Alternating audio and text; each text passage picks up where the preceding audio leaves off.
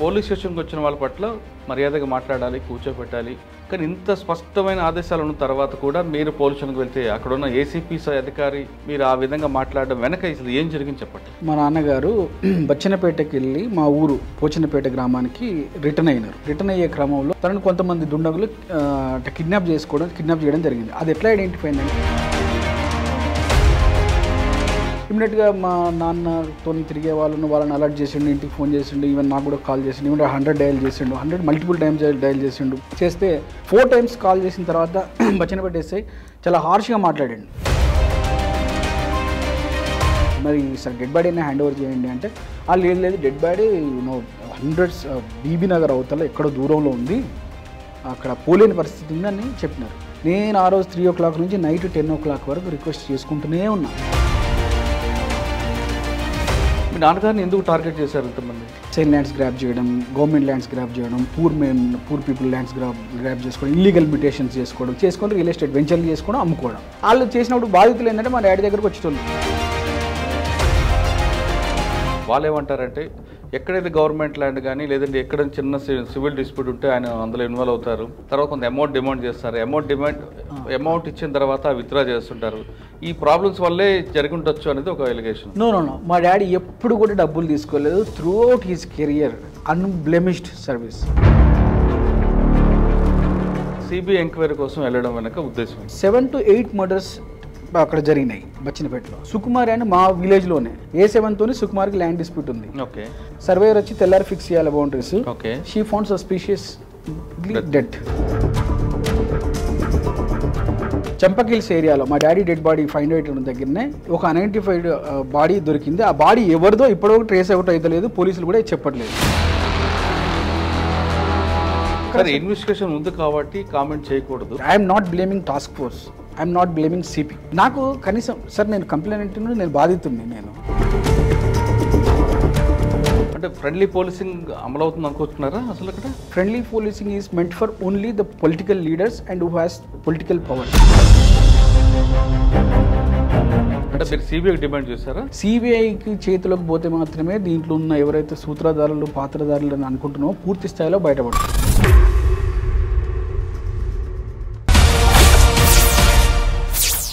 Welcome to crime victims. Telangana రాష్ట్రంలో friendly policing అమలు చేయాలంటూ ప్రభుత్వంతో పాటు పోలీస్ బాస్లు చాలా స్పష్టమైన ఆదేశాలు ఇచ్చారు. అంటే పోలీస్ స్టేషన్కి వచ్చిన బాధితుల పట్ల మర్యాదగా మాట్లాడాలి, అంతేకాకుండా అందరితో కాకుండా బాధితుల పట్ల మాత్రమే ఫ్రెండ్లీగా ఉండాలి, నిందితుల పట్ల కఠినంగా ఉండాలంటూ వాళ్ళు ఇచ్చిన ఆదేశాలకి పక్కదారు పడుతున్నట్లుగా తెలుస్తుంది.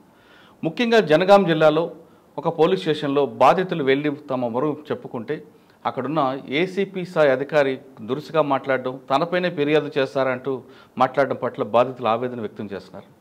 అది ఆ కేసు చిన్న మామూలు కేసు, పెట్టి కేసు కూడా కాదు, ఒక మర్డర్ కేసు. మాజీ ఎంపీడీగా పనిచేసిన రామకృష్ణయ్య గారు చనిపోతే తన తండ్రిని హత్య చేసిన వాళ్ళని శిక్షించకుండా వేరే వాళ్ళని పెడుతున్నారంటూ రామకృష్ణ గారి కొడుకులు పోలీస్ స్టేషన్కి వెళ్తే అక్కడున్న ఏసీపీ దురుసుగా మాట్లాడుతున్నారు అనేది ప్రధాన ఆరోపణ.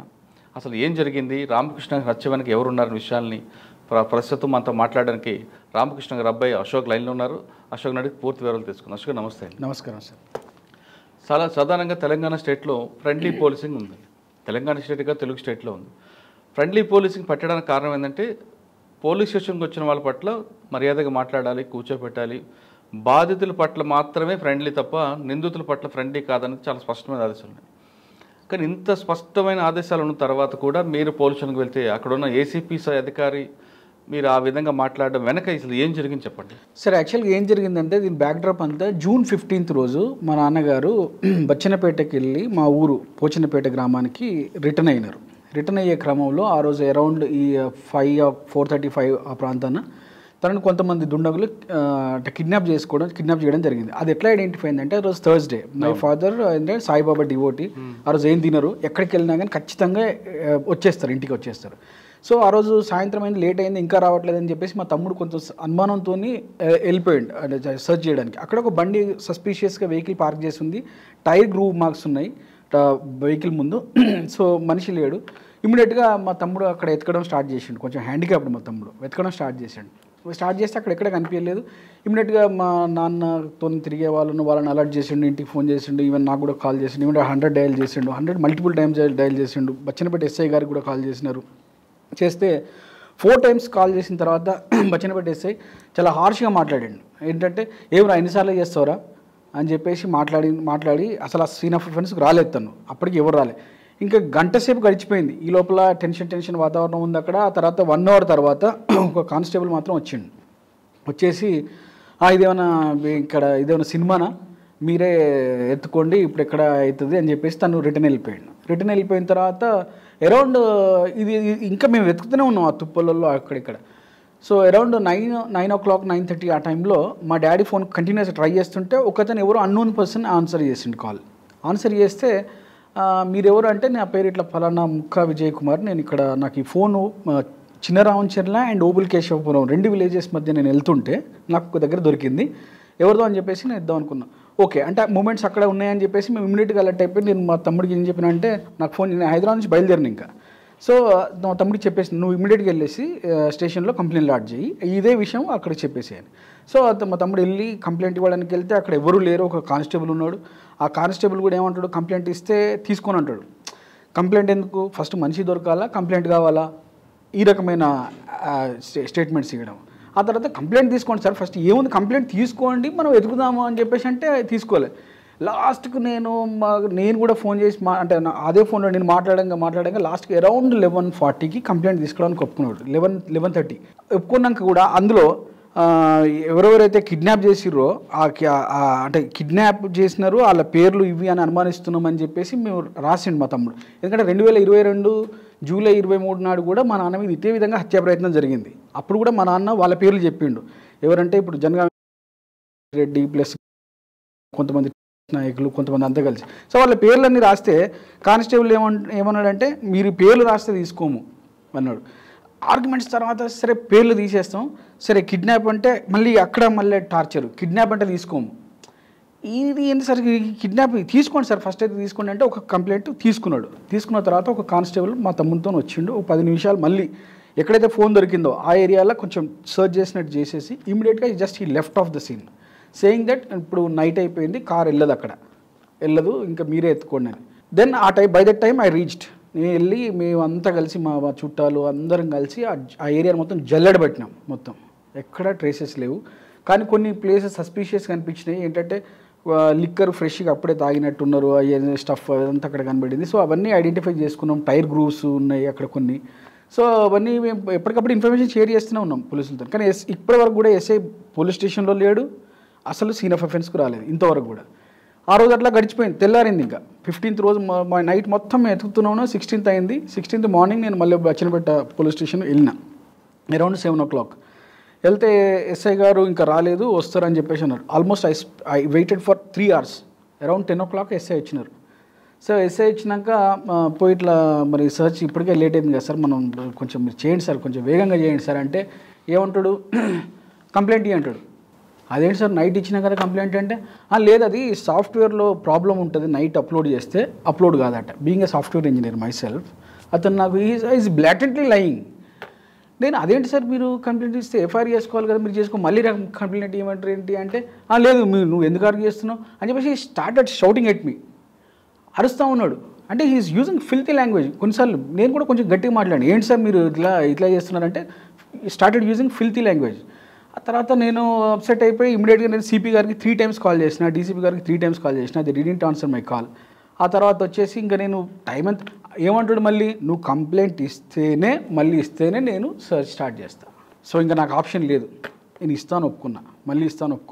ఇచ్చిన అప్పుడు మళ్ళీ సేమ్ కిడ్నాప్ అండ్ ఇది అక్యూజ్డ్ నేమ్స్ సస్పెక్ట్ నేమ్స్ ఏవైతున్నాయో ఆ సస్పెక్ట్ నేమ్స్ అన్నీ రాసి నేను ఇస్తే నో ఈ నేమ్స్ రాసి తీసే అంటాడు. ఆ తర్వాత ఇక నేను కాంప్రమైజ్ అయిపోయినా, నేమ్స్ రాసి. ఆ తర్వాత మధ్యలో సిఐ గారు కూడా వచ్చినాడు, నాగబాబు.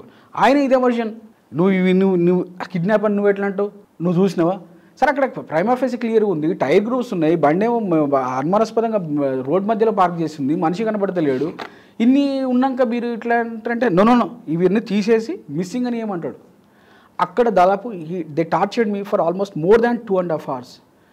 12 అవుతుంది ఆల్మోస్ట్. అప్పటికి ఇంకా అప్పుడు నేను నేను నేను ఒప్పుకోలేదు సార్. మిస్సింగ్ ఇవ్వడానికి మీకే అబ్జెక్షన్? మిస్సింగ్ అని ఇస్తే సార్ ఇప్పుడు ఇంటెన్సిటీ చేంజ్ అయిపోద్ది కదా సార్. కాదు జనరల్గా ఎలాగుంటాయంటే మిస్సింగ్ అని ఇచ్చిన తర్వాత ఒకవేళ రియల్గా కిడ్నాప్ అయింది అనుకోండి, వాళ్ళే సెక్షన్ ఆల్టర్నేట్ చేసుకుంటారు కదా. కానీ అక్కడ కిడ్నాప్ అయింది అన్నట్టు మనకు మీకున్న ఇన్వెస్టిగేషన్లో ఫర్దర్గా జనరల్గా ఎలాగుంటాయంటే procedure first missing. Okay, missing అయిన తర్వాత అది మిస్సింగ్ అయి మీ నాన్నగారు ఆయన సేఫ్గా వచ్చారనుకోండి, అది మిస్సింగ్ కేసుగానే క్లోజ్ చేస్తారు. లేదు మీ నాన్నగారు మీకు కాల్ చేసి నన్ను ఎవరో కిడ్నాప్ చేసి ర్యాంసమ్ అమౌంట్ అడుగుతున్నాడని ఎవరైనా మీకు చెప్పారనుకోండి, లేదా వాళ్ళు ఎవరైనా మీ నాన్నగారు ఫోన్ చేశారనుకోండి, అది ఆటోమేటిక్గా కిడ్నాప్ సెక్షన్ ఆల్టర్నేట్ అయిపోద్ది. మీరు చెప్పినా నేను చెప్పినా ఉండదు అది. నెంబర్ 2. నెంబర్ 3, ఒకవేళ మీరు అన్నట్లుగా జరగాల్సింది జరిగింది, నష్టం జరిగింది, ఆ సెక్షన్ ఏమవుద్ది ఆటోమేటిక్గా 302గా ఆల్టర్నేట్ అవుతుంది. అది దానికి మనం చెప్పాల్సిన అవసరం లేదు. అంటే మీరు ఎందుకు మిస్సింగ్ కిడ్నాప్ అని మీకు ఆ థాట్ ఎందుకు వచ్చింది? ఎందుకు థాట్ వచ్చిందంటే సార్, మాకు ఆల్రెడీ 2022లో మా నాన్న మీద హత్యా ప్రయత్నం జరిగింది. ఓకే, అక్కడ సిచ్యువేషన్ అక్కడ 174 సర్వే నెంబర్ మీద కొన్ని ఇష్యూ జరుగుతుంది. 174 సర్వే నెంబర్లో అదంతా ఉంది. సో ఇదంతా దీని బ్యాక్ డ్రాప్లో జరుగుతుంది కాబట్టి మా నాన్న సర్టన్లీ ఖచ్చితంగా కిడ్నాప్ కాబడే ఉంటాడు అక్కడ. ఎందుకంటే అక్కడ అనుమానాస్పదంగా ఉంది కాబట్టి మేము అడిగినాం. రాశారు కదా, రాసిన తర్వాత తీసుకున్నారు. తీసుకున్న తర్వాత సిఐ నాగబాబు గారు ఏం చేసినారంటే రాత్రి అంతా ఎక్కడైతే తిరిగినామో జల్లెడ పెట్టినామో అదే ఏరియాలో మళ్ళీ తిరగడం స్టార్ట్ చేసిండు. సార్ మేము ఆల్రెడీ ఇక్కడ తిరిగినాం సార్, కొంచెం మనం ఇంకేదైనా కొంచెం డిఫరెంట్గా చేస్తే అంటారు. నో నేనా నువ్వా చేసేది? సో అన్నీ అక్కడెక్కడెక్కడెక్కడే తిరిగేసి ఆ రోజు ప్రెషియస్ టైం వేస్ట్ ట్రేస్ అయింది. అయితే ఆ తర్వాత నైట్ ఏం జరిగిందంటే స్పెషల్ బ్రాంచ్ ఏసీపీ గారు నాకు అరౌండ్ 10:30 తిరుమల్ గారు నాకు కాల్ చేసినారు. అశోక్, నేను ఇట్లా ఏసీపీ గారిని మాట్లాడుతున్నా అంటే ఓకే నేను చెప్పిన. సో ఇది జరిగింది, ఎస్ఐ గారి బిహేవియర్ ఎట్లుంది, సిఐ గారి బిహేవియర్ ఎట్లుందంటే ఇమీడియట్గా ఒక్క నిమిషం అని చెప్పేసి తర్వాత ఫోన్ చేసినాక సిపి గారు కాల్ చేశారు. రంగనాథ్ సార్ కాల్ చేసి ఏంటంటే సార్ ఇట్లా ఉంది, నేను అక్యూజ్ నేమ్స్ అన్నీ చెప్తున్నా, నేను ఎవరు కూడా వాళ్ళని ఇన్వెస్టిగేట్ చేయట్లేదు, నన్ను ఒట్టి ఇట్లా చెప్తే సార్ క్లియర్గా చెప్పేసిన సార్. ఇమీడియట్గా task force ACP Jitender Reddy గారిని కాన్ఫరెన్స్ తీసుకొని సో రేపు మార్నింగ్ వాళ్ళకల్లా వీళ్ళని తీసుకొచ్చేసి ఇన్వెస్టిగేషన్ స్టార్ట్ చేయన్నారు. 17th రోజు ఎంత సార్ వాళ్ళు వచ్చి టాస్క్ ఫోర్స్ డిప్లాయ్ అయినాక జస్ట్ 3-4 అవర్స్లోనే కంప్లీట్ కేసు అయిపోయింది. ఎప్పుడు నాకు అరౌండ్ 3 o'clock ఇక్కడ మళ్ళీ టాస్క్ ఫోర్స్ వాళ్ళు డెడ్ బాడీ లోకల్ పోలీస్కి హ్యాండ్ ఓవర్ చేసి దే వెంట్ ఆఫ్. ఆ తర్వాత నుంచి మళ్ళీ షురు. సిఏ నాగబాబు గారు ఏమంటారు, నాకు sir dead body trace out అయింది కదా, 17th రోజే ట్రేస్ అవుట్ అయింది. ఆయన 3 o'clock నాకు అన్అఫిషియల్ మార్చారు. అప్పటికి ఇంకా ఆల్టర్ చేసిరో చేయలేదు నాకు పూర్తిగా తెలియట్లేదు అక్కడ లోపల ఏం జరుగుతుంది. నాగబాబు గారు వచ్చి అన్అఫిషియల్గా ఏం కమ్యూనికేట్ చేసినారంటే ఇట్లా డెడ్ బాడీ దొరికిందంటే సరే నేను అప్పటికే ఐ వాజ్ వెరీ సాడ్ అని ఏడుస్తున్నా, సో మరి సార్ డెడ్ బాడీ అయినా హ్యాండ్ ఓవర్ చేయండి అంటే లేదు డెడ్ బాడీ 100 బీబీ నగర్ అవతల ఎక్కడో దూరంలో ఉంది, అక్కడ పోలేని పరిస్థితి ఉందని చెప్పినారు. ఎంత పోలేని పరిస్థితి ఉన్నా dead body same day hand over చేస్తారు కదా సార్, ఫార్మాలిటీస్ కంప్లీట్ చేసుకొని.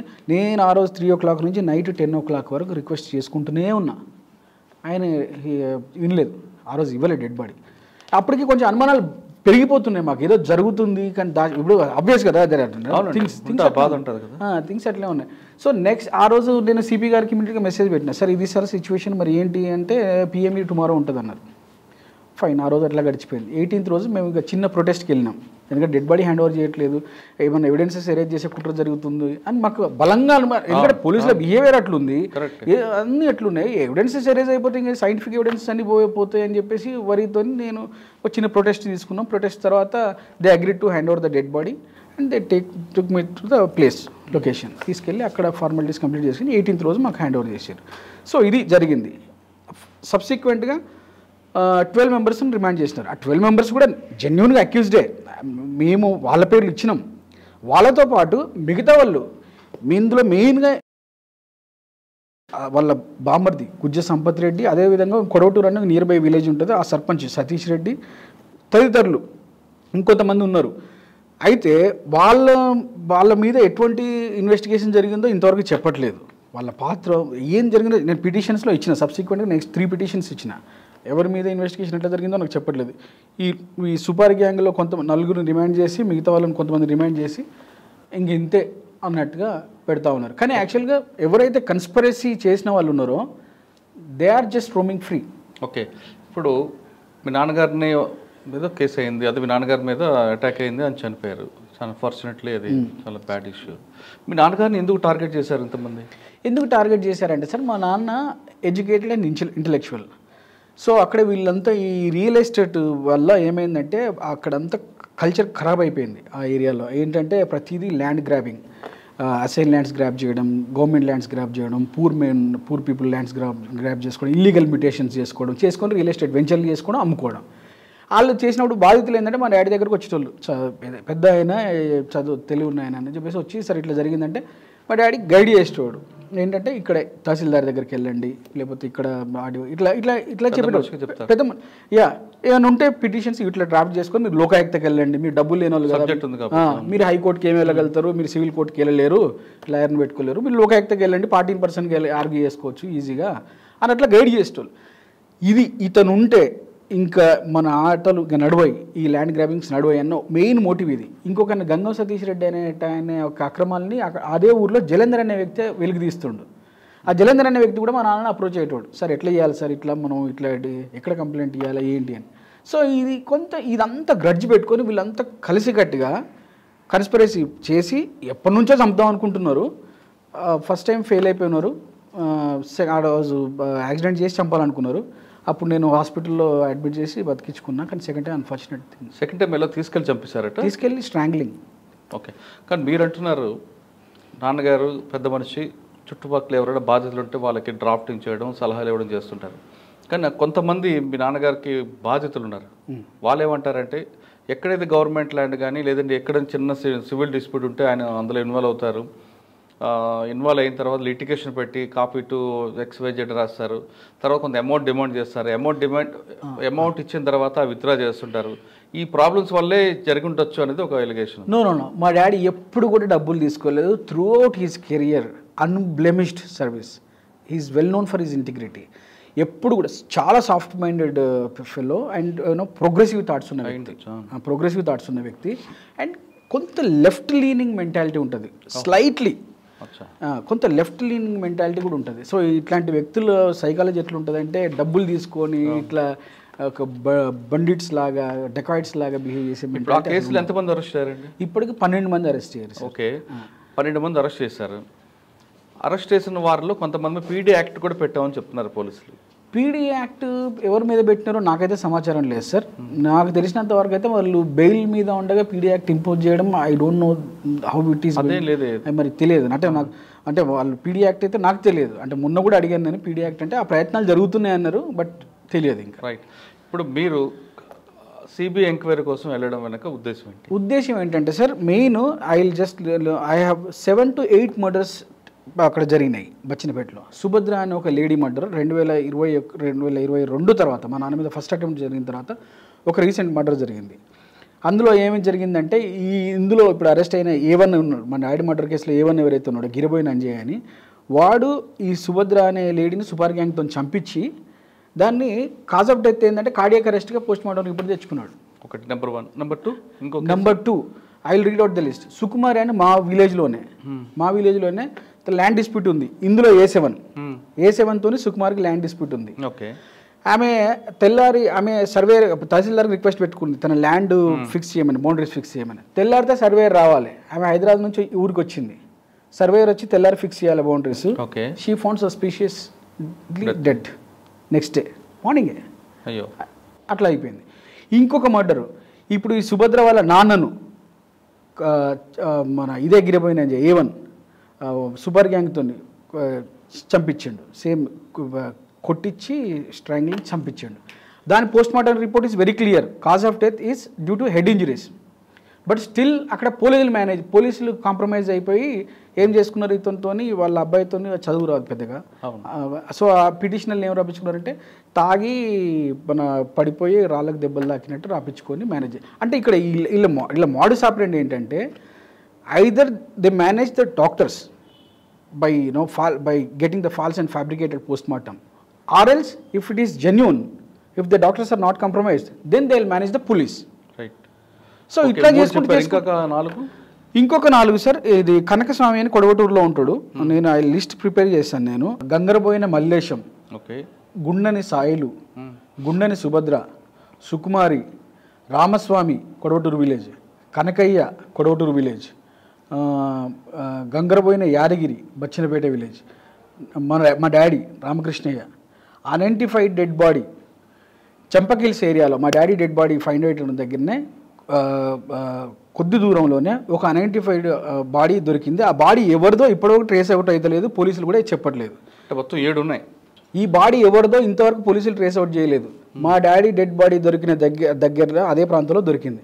అంటే ఈ విధంగా వీళ్ళు ఇప్పుడు నేను చదివిన పేర్లను దాదాపు 7 మర్డర్స్. అంటే 7 మర్డర్లో ఈ గ్యాంగ్ అంత ఉందా? ఈ గ్యాంగ్ అంతా ఉంది. ఇది ఓన్లీ బచ్చనపేట సర్కిల్లో, బచ్చనపేట పిఎస్ పరిధిలోనే ఇవి. ఇంకా టోటల్ జనగాం జిల్లా పరిధిలో చూసుకుంటే చేసిన మర్డర్లు nearly it will cross, believe me, more or nearly 25 cross అవుతాయి సార్. ఓకే, దీంట్లో యాక్సిడెంట్ కేసులు చాలా ఉన్నాయి. ఓకే, పోలీస్ రికార్డ్స్లో అంజయ్య అనే వ్యక్తి మీద 2 మర్డర్ కేసులు కనిపిస్తున్నాయి.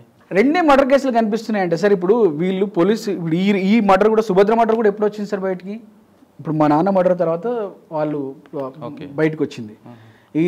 ఈ గుండెని సాయిలు అంటే సుభద్ర వాళ్ళ డాడీని చంపింది ఎప్పుడు 2015-16లో. అంటే వీళ్ళ గ్యాంగ్ అంతా ఏంటంటే సంవత్సరాల తర్వాత చేసుకుంటూ వస్తున్నారు, మేనేజ్ చేసుకుంటూ వస్తున్నారు.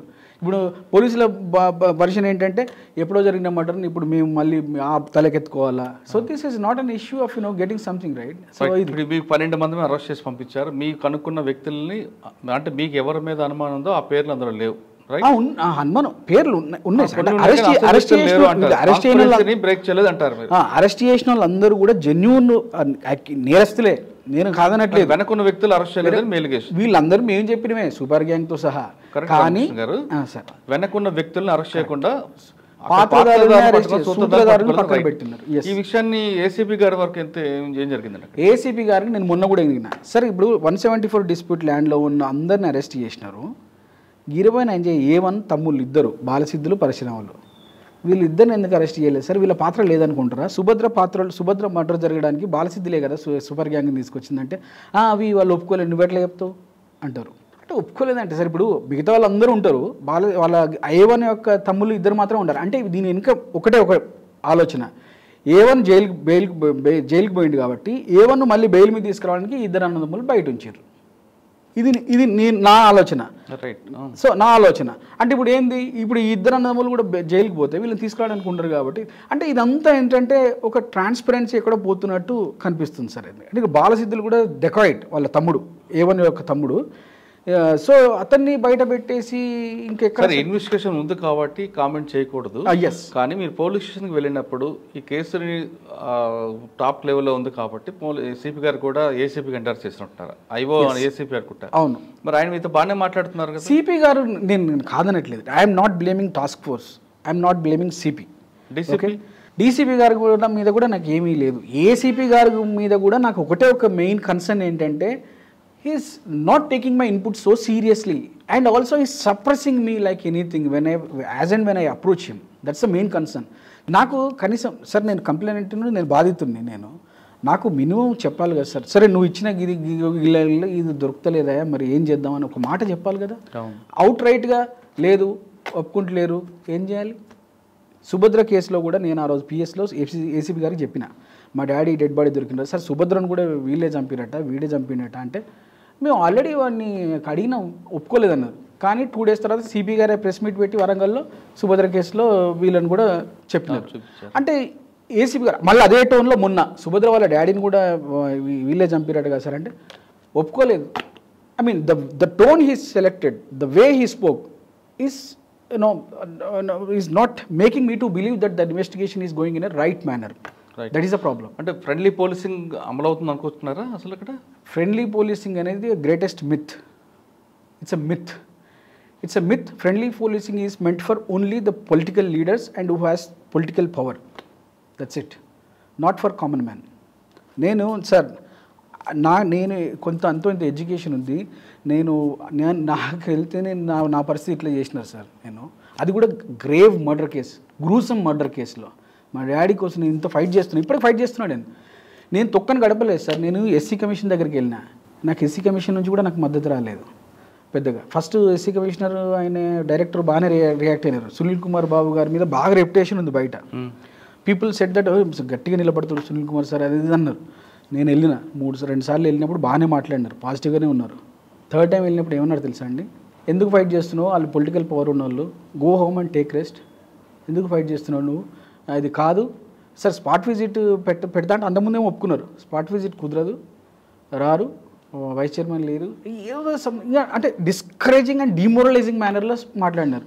నేను అప్సెట్ అయిపోయి ఇమీడియట్గా నేను ప్రెసిడెంట్ ఆఫ్ ఇండియాకు గ్రీవెన్స్ రేజ్ చేసిన. గ్రీవెన్స్ రేజ్ చేస్తే అక్కడ నుంచి వాళ్ళకి ఏదో డైరెక్షన్ వచ్చినట్టుంది. ఎస్సీ కమిషనర్ నాకు పర్సనల్గా మళ్ళీ ఫోన్లో మాట్లాడి, లేదు నేను ప్రయత్నం చేస్తున్నా కదా, స్పాట్ విజిట్ నేను ప్రయత్నం చేస్తున్నా అని చెప్పేసి అన్నారు. సో ఇది అంటే ఇన్ని రకాలుగా నేను ప్రయత్నం చేస్తున్నాను. డీజీపీ గారికి ఒక రిప్రజెంటేషన్ ఇచ్చిన. నేను ఇప్పటికే ఫైట్ ఆపేదే లేదు. నేను హైకోర్టులో రిట్ పిటిషన్ కూడా ఫైల్ చేసిన, ఆనరబుల్ హైకోర్టులో. ఏంటంటే సిరీస్ ఆఫ్ మర్డర్స్లో సిబిఐ ఇన్వెస్టిగేషన్ హ్యాండ్ ఓవర్ చేసినట్టు ఇంతకుముందు సుప్రీంకోర్టు వర్డిక్ట్స్ ఉన్నాయి, హ్యాండ్ ఓవర్ చేసిన కేసులు ఉన్నాయి. నేను అదే గ్రౌండ్ మెయిన్ మీద దాని మీదనే రిలే అవుతున్నా. అంటే మీరు సిబిఐకి డిమాండ్ చేశారా? ఎస్, సిబిఐకి చేతిలోకి పోతే మాత్రమే దీంట్లో ఉన్న ఎవరైతే సూత్రధారులు పాత్రధారులు అని అనుకుంటున్నామో పూర్తి స్థాయిలో బయటపడతారు సార్. అంటే సిబిఐకి వెళ్ళలేక ముందు స్టేట్ ఏజెన్సీ సిఐడి ఉంటుంది కదా, దాన్ని కాకుండా మీరు సిబిఐకి ఎందుకు వెళ్ళారు? అంటే సిఐడికి వెళ్తే సార్ ఇప్పుడు అది స్టేట్ కంట్రోల్లో ఉంటుందని ఒకే ఒకటి. అండ్ ఇంకోటి ఏంటంటే సిబిఐకి ఇట్లాంటి సిరీస్ ఆఫ్ మర్డర్స్ను బ్రేక్ చేసిన హిస్టరీ ఉంది. అండ్ సుప్రీంకోర్టు కూడా జడ్జిమెంట్స్ ఉన్నాయి, సిబిఐకి అప్పగించిన జడ్జిమెంట్స్. మనం ఆ గ్రౌండ్ మేక్ చేసుకునే మనం పిటిషన్ వేయడం. కోర్టు పిటిషన్ వేసారు, రెస్పాన్స్ ఎలా ఉందండి? అంటే పిటిషన్ ఇప్పుడు అడ్మిషన్ స్టేజ్లోనే ఉంది, అంటే కోర్టులో ఉంది కాబట్టి మనం కమెంట్ చేయకూడదు. పర్సనల్ నోటీసెస్ అయితే సర్వ్ అయినాయి. మన ఎవరైతే మన సిఐ అండ్ బచ్చినపేట ఎస్ఐ ఉన్నారో, అందులో కొంతమంది ఆఫీసర్లు సస్పెండ్ అయినట్టున్నారు కదా. ఒక ఎస్ఐ మాత్రం సస్పెండ్ అయ్యిండు. అయితే సిఐని ఎందుకు సస్పెండ్ చేయలేదో నాకు ఇంతవరకు అర్థం కాదు. ఎందుకంటే సిఐ కూడా దాంట్లో పూర్తి స్థాయి హ్యాండ్ ఉంది అని నేను అనుకుంటున్నా. అశోక్ గారు చెప్పండి, ఫైనల్గా మీ డిమాండ్ ఏంటి? ఫైనల్గా నా డిమాండ్ ఏంటి సార్, ఇది ఇన్వెస్టిగేషన్ ప్రాపర్గా ట్రాన్స్పరెంట్గా జరగాలి. దీంట్లో సూత్రధారుల్ని, మెయిన్ కన్స్పిరేటర్స్ ఎవరైతే ఉన్నారో, జనగాం ఎమ్మెల్యేతో సహా, ముత్తిరెడ్డి యాదగిరి రెడ్డితో సహా, బుజ్జ సంపత్ రెడ్డి, గంగం సతీష్, వీళ్ళతో అందరినీ అరెస్ట్ చేయాలి. ఇన్వెస్టిగేషన్ ఫెయిర్ అండ్ ట్రాన్స్పరెంట్ మేనర్లో జరగాలి. అదేవిధంగా ఈ సిరీస్ ఆఫ్ మర్డర్స్ ఏవైతే జరిగినాయో ఇంతకుముందు, వాటి మీద కూడా ఇన్వెస్టిగేషన్ జరగాలి. ఇంకొకసారి ఆ మండలంలో ఇట్లా జరగకుండా ఉండాలి. ఒకప్పుడు ఇది చాలా పీస్ఫుల్ ఏరియా, ఎక్సెప్ట్ మేము చిన్నప్పుడు నక్సలిజం అది కొద్దిగా డిస్టర్బెన్స్ ఉండే తప్పితే ఆ తర్వాత ఎప్పుడు కూడా ఇట్లా లేవు. రియల్ ఎస్టేట్ భూమి నుంచి ఈ రియల్ ఎస్టేట్ వచ్చిన కాడ నుంచి మనుషులు మొత్తం పొల్యూట్ అయిపోయి ఈ రకంగా జరుగుతుంది. ఇప్పుడు కూడా ఇల్లీగల్ బచ్చన్నపేట మండలాన్ని లోకాయుక్తలో ఎన్ని పిటిషన్లు ఉంటాయి చూడండి. చాలా పిటిషన్స్ ఉంటాయి, బచ్చన్నపేట, జనగాం ఈ ఏరియాల నుంచి చాలా పిటిషన్స్ ఉంటాయి. So that it self indicates that the land grabbers are roaming freely by doing all these crimes. So ఇవన్నీ ఆగిపోవాలంటే ఇవన్నీ వీటి మీద ఇన్వెస్టిగేషన్ జరగాలి ఫెయిర్ మేనర్లో. సార్ ఫైనల్గా చెప్పండి, పోలీస్ స్టేషన్కి వెళ్ళిన మీలాంటి వాళ్ళకే ఈ విధంగా జరిగితే సామాన్యుడి పరిస్థితి ఎలా ఉందనుకుంటున్నారు? అసలు అటువంటి జరగకుండా ఉండాలంటే ఏం చేయాలి? సార్ ఒకటి సార్, ఇప్పుడు పోలీస్ స్టేషన్లో అంటే అంతో ఇంతో మాట్లాడగలిగే నాకు ఇంత అన్యాయం ఘోరంగా ట్రీట్మెంట్ జరిగింది. రేపు ఎవరికైనా ఇదే జరుగుతుంది. సామాన్యుడికి కూడా ఈ విధంగా జరగొద్దంటే మెయిన్ ఎవరైతే అఫీషియల్ అంటే హై లెవెల్లో ఉన్నారో, సిపి గారు లాంటి వాళ్ళు కానీ, డీజీపీ లాంటి వాళ్ళు కానీ, సో వాళ్ళు ఈ సబార్డినేట్స్ ఎవరైతే ఉన్నారో, ఎస్ఐలు కానీ, సిఎల్, వీళ్ళ మీద కంటిన్యూస్గా నిఘా పెట్టాలి. వీళ్ళు ఏం చేస్తున్నారో నిరంతరం పర్యవేక్షించాలి. అప్పుడప్పుడు గ్రౌండ్ లెవెల్లో వాళ్ళు ఎంక్వైరీ రిపోర్ట్ తెప్పించుకోవాలి, వీళ్ళ బిహేవియర్ ఎట్లుంది ఏంటి. పోలీస్ స్టేషన్కి పోతే పిటిషన్ ఇస్తే రిసిట్ ఇచ్చేది అది లేదు, అక్నాలెడ్జ్మెంట్ ఇవ్వడానికి టార్చర్ పెడతారు. ఈ కల్చర్ పోవాలి. ఇది పోయి నిజమైన ఫ్రెండ్లీ పోలీసింగ్ అంటే వీళ్ళందరి మీద మానిటరింగ్ పెరగాలి. అసలు ఫస్ట్ ఆఫ్ ఆల్ ఇట్లాంటి గ్రేవ్ క్రైమ్స్లో ఇన్వాల్వ్ అయ్యే పోలీసుల్ని సివియర్గా పనిష్ చేయాలి. అట్లా చేస్తే ఇంకొకరికి ఆ మెసేజ్ వెళ్ళి భయపడతారు. ఓకే, తన తండ్రి హత్య ఘటనలో పాల్గొన్న పాత్రధారులు కాకుండా సూత్రధారులను అరెస్ట్ చేయాలంటున్నారు అశోక్. రామకృష్ణ గారి హత్య వెనుకున్న వ్యక్తులని అసలు వ్యక్తులు పట్టుకోవాలి తప్ప సంఘటనలో పాల్గొన్న వ్యక్తులు కాదు. అంతవరకు తన పోరాటం కొనసాగిస్తానంటున్నారు అశోక్. ఇది అశోక్తో ఎక్స్క్లూజివ్ ఇంటర్వ్యూ. వచ్చే వారం మరొక మళ్ళీ కలుద్దాం. అంతవరకు నమస్తే.